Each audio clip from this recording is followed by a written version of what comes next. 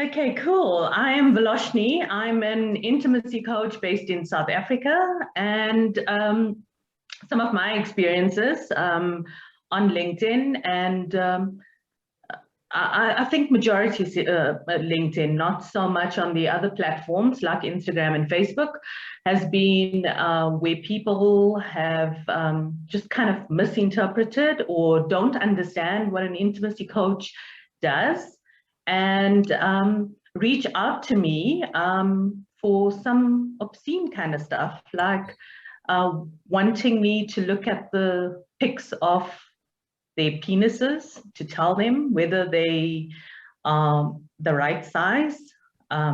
Also, I mean, some prominent people like doctors as well, Really? reaching out, yeah, reaching out to me about like masturbation, but the gory details.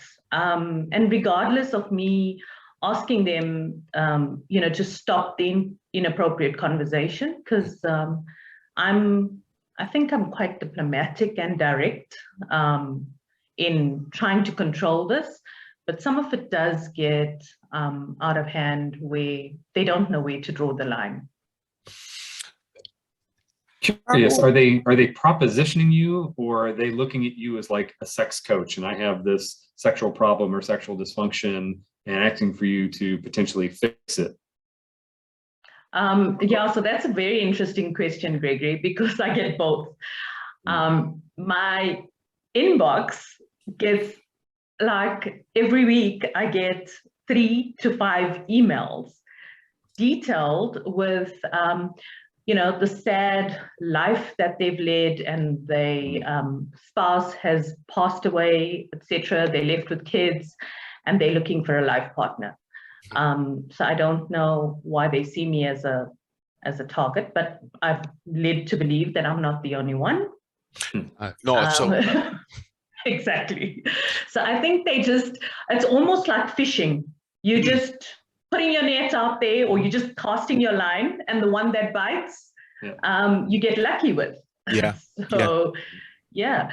So to answer your question, Gregory, it does happen where people inbox me, email me, and also where I get inboxed on DMs on LinkedIn with regards to my post, but almost like a very twisted approach to the approach that I'm actually trying to educate on the platform.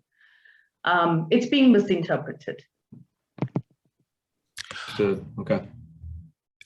So we morphed into SocialMeToo because Gazelle, who's one of our early contributors, she's running the Facebook group, and she said, as did this lady Suyapa, that Facebook was like a jungle in comparison with LinkedIn. But you're not finding that, Veloshni. I don't spend a lot of time on Facebook, so perhaps that's I do have a page for Ultimacy. However, the followers for that page are very, the interaction is very different. So I also don't look at Messenger on Facebook, so I could probably just be missing it completely.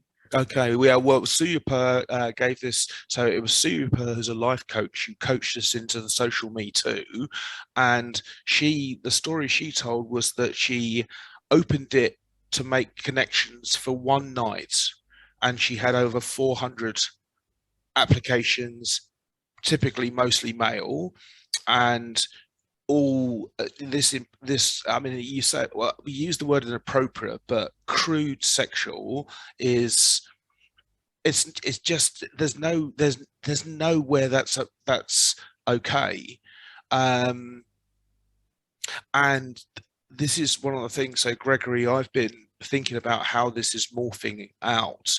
I secured the domain name SocialMeToo because I think that all the different areas of problems with social media, so racism, misogyny, sexual abuse, grooming, fraud, catfishing, all these various things, they affect people. And occasionally a story is told, but then it goes away because we lose focus. If it's not there all of the time, it just isn't there. And so if we could combine all those groups and get them to, so the voice we have has more power. There's a post I did, there's this rock pop star called Lizzie or Lizzo, and she got Twitter and Facebook to take down comments about her. So with enough influence, enough power, we should be able to make a difference. I don't have the smartphone, Volashni, as you know. How does it feel when this sort of thing is coming to the palm of your hand? I think I get completely annoyed. But it's also being misunderstood. And I also think it's just ignorance. I don't see it as misunderstanding any longer. No. Because it's blatant. And to be honest, what's been happening is because I'm not giving people attention now in LinkedIn messages, they're now coming into my posts and leaving comments. And recently I tagged SocialMeToo. And I responded to the person. Before I knew it, the comment was deleted, I think by the person. And and I didn't see it. So I thought to myself, oh, this is a good way to deal with them. But I just think it's rude. It really is rude, because you're on a mission, because you have a certain vision, but don't try to disrupt that, with someone else that's trying to make a change, a positive change.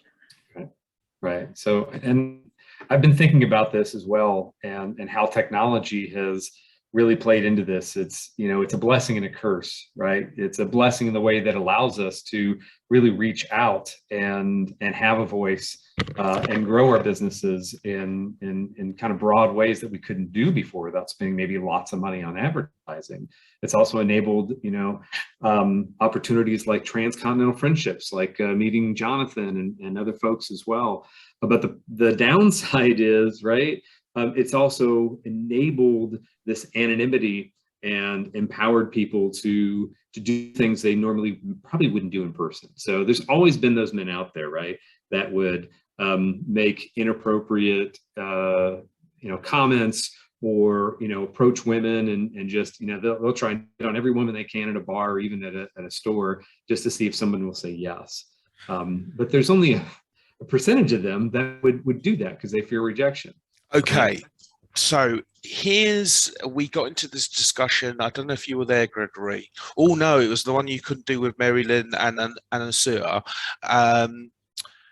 So there was a story in the UK that teenage girls, so actually not even teenage, 12-year-old girls going into the next into big school were getting on average 10 requests for nude pictures a night from boys in the school. So the problem with the male's belief and approach to women is endemic, and it's more extreme apparently.